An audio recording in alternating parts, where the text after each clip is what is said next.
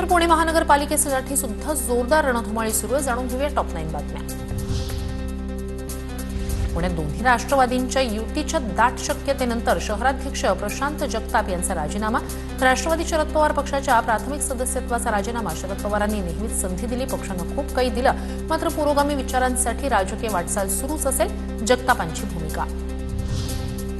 प्रशांत जगताप यांच्या राजीनाम्यावर खासदार सुप्रिया सुळे उद्या आपली पक्षाची भूमिका मांडणार। पुण्यातील मोदी बागेतील कार्यालयात उद्या 10 वाजता घेणार पत्रकार परिषद। पुण्यात दोन्ही राष्ट्रवादी एकत्र लढण्याचे संकेत। शरद पवार जे ठरवतील ते मान्य असेल। सुप्रिया सुळेंच्या बोलण्याचा अर्थ युतीच्या बाजूने अजित पवारांसोबत युतीची शक्यता सुप्रिया सुळेंनी नाकारली नाही। पुण्यातील जागा वाटपावरून शिंदेंच्या शिवसेनेतील वरिष्ठ नेते नाराज। भाजपकडून कमी जागा मिळत असल्यानं शिवसेना नेत्यांमध्ये नाराजीची सूत्रांची माहिती। भाजपकडून अवघ्या 12 ते 15 जागा शिवसेनेला देणार असल्याची चर्चा।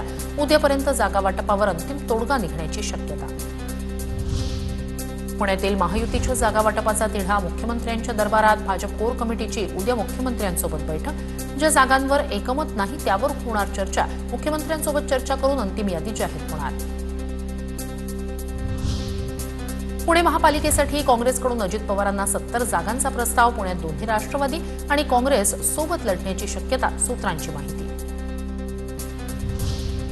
पुणे आणि पिंपरी चिंचवडमध्ये भाजप आणि राष्ट्रवादीची युती होणार नाही। अजित पवार आणि फडणवीसांच्या बैठकीत निर्णय, सुनील तटकरेंची माहिती।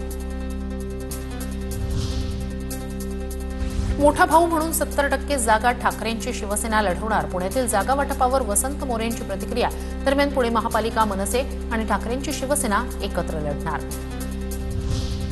पुण्यात माजी नगरसेवक पृथ्वीराज सुतार आणि संजय भोसले यांचा भाजपमध्ये प्रवेश। निवडणुकीआधीच ठाकरेंची शिवसेना शहरात शून्यावर। 2017 निवडून आलेल्या 22 नगरसेवकांपैकी एकही नगरसेवक पक्षात शिल्लक नाही।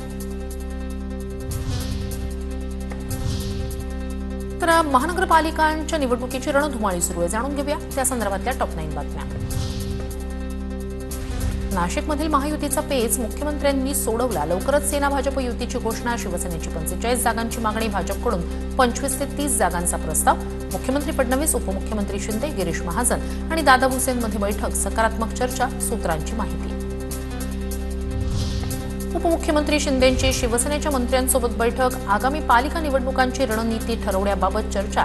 प्रचाराचा रोडमॅप ठरवत निवडणुकीची तयारी।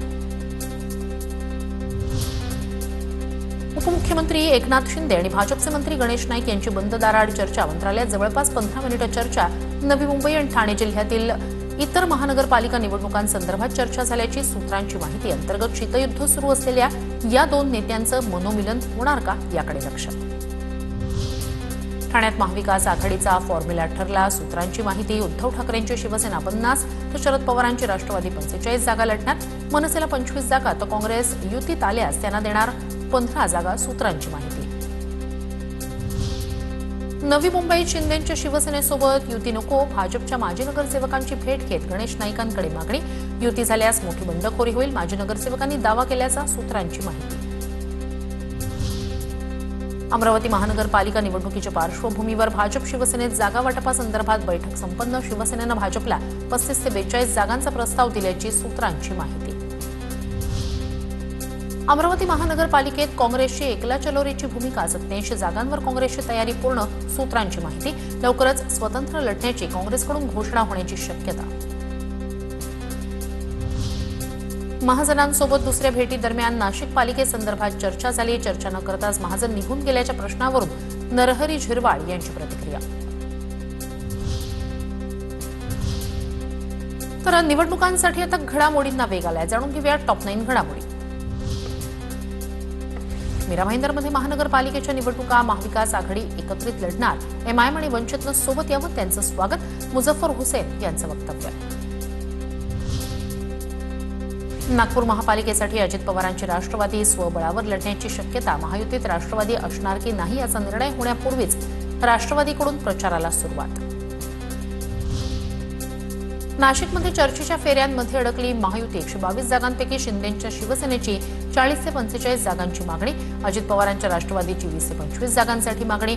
इच्छुकांच्या मोठ्या संख्येमुळे भाजपसमोर मोठा पेच। जळगाव महापालिकेत भाजप शिंदेंच्या शिवसेनेच्या युतीवर शिक्कामोर्तब. युतीसंदर्भात भाजप शिवसेनेची प्रेसिडेंट हॉटेलमध्ये बैठक संपन्न. राष्ट्रवादी काँग्रेसलाही सोबत घेणार असल्याची माहिती. राष्ट्रवादीसोबत चर्चेनंतर महायुतीच्या उमेदवारांची अंतिम यादी निश्चित केली जाणार.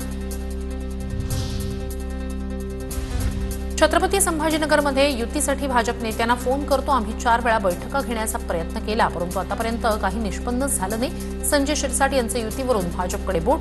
तर तुमच्या मनात काय दडलंय माहिती नाही, पण तुमची भाषा योग्य नाही. संजय केनेकर यांचा पलटवार. छत्रपती संभाजीनगर महापालिकेसाठी ठाकरेंची शिवसेना, मनसे, काँग्रेस आणि वंचित बहुजन आघाडीत चर्चा झाल्याची माहिती. 18 प्रभागांमधील जागा वाटपाबाबत एकमत. उर्वरित 11 प्रभागांसाठी चर्चा सुरू असल्याची माहिती. ठाण्यात गुंड मयूर शिंदेचा भाजपमध्ये प्रवेश. संजय केळकर, निरंजन डावखरे यांच्या उपस्थितीत भाजपमध्ये कर वापसी. दिल्लीतील नेत्यांच्या विरोधामुळे काही दिवसांपूर्वी थांबवला होता पक्षप्रवेश, मात्र मंगळवारी रात्री मयूर शिंदेंचा भाजपमध्ये पक्षप्रवेश.